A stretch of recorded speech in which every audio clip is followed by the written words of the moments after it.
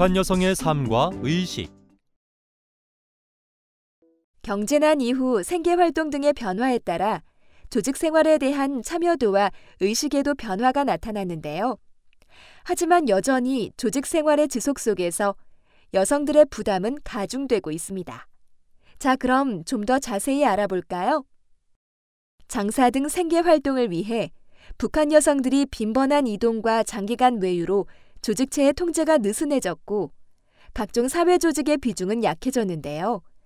북한 여성들의 가장 큰 조직체인 여맹 역시 느슨해져 학습 강연회도 줄고 생활 총화나 교양 사업이 줄어들었습니다. 이와 관련하여 탈북 여성의 말을 들어볼까요? 1997년부터 먹고 살기가 힘드니까 요맹 생활 총화를 일주일에 한 번씩 하다가 열흘에 한 번 했습니다. 서로 사정을 봐주면서 생활했습니다.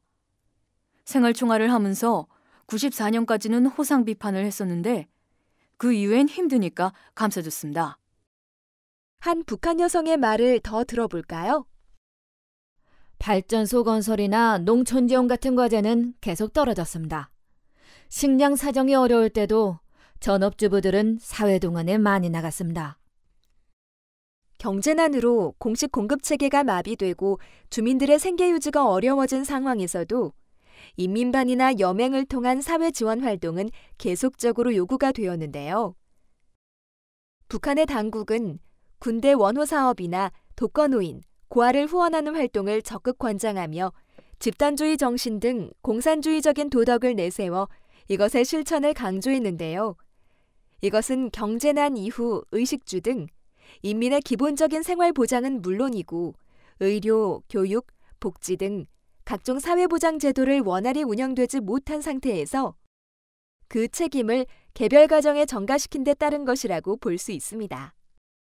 장사 등 사경제가 공공연해지고 조직 생활의 변화가 가속되면서 북한에서는 개인주의가 강화되었고 사회적 유대감이 약화되는 등 인식의 변화가 초래되었는데요. 조직 생활의 주요 일부분인 사회 동원을 나가지 못할 때 돈으로 대신 내는 경우 등 인민반에 요구하는 사업에 참여할 수 없을 경우에는 인민반장이 대신해주는 경우도 있었습니다.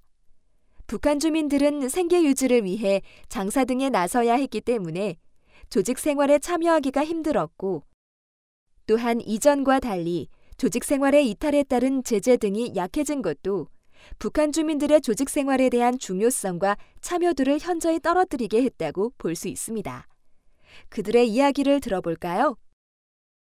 식량난부터 모두가 사회주의라는 건 필요 없고 오직 우리 가족이 먹고 살기 위해서 우리가 힘껏 해야겠다는 개인주의로 변화됐습니다. 당증을 빵하고 바꿔 먹을 정도였습니다. 탈북자의 증언처럼 이전에 비해 조직 생활에서 개인주의가 강화되고 사회적 유대감이 약화되었다는 것을 알 수 있습니다. 이야기 하나를 더 들어볼까요? 90년대 중반부터 입당도 필요 없고 오직 돈을 벌어야 된다고 생각했습니다. 당 생활을 하면 매일 생활 종화해야지, 죽을 때까지 당비도 내야지. 벌어먹기도 힘든데 당비까지 내니까 싫다고 포기를 많이 했었습니다. 이 말을 들으니 경제난 이후 북한 여성들이 조직에 대한 결속과 귀속감, 그리고 집단주의적인 의식이 얼마나 약화되었는지 알 수 있습니다.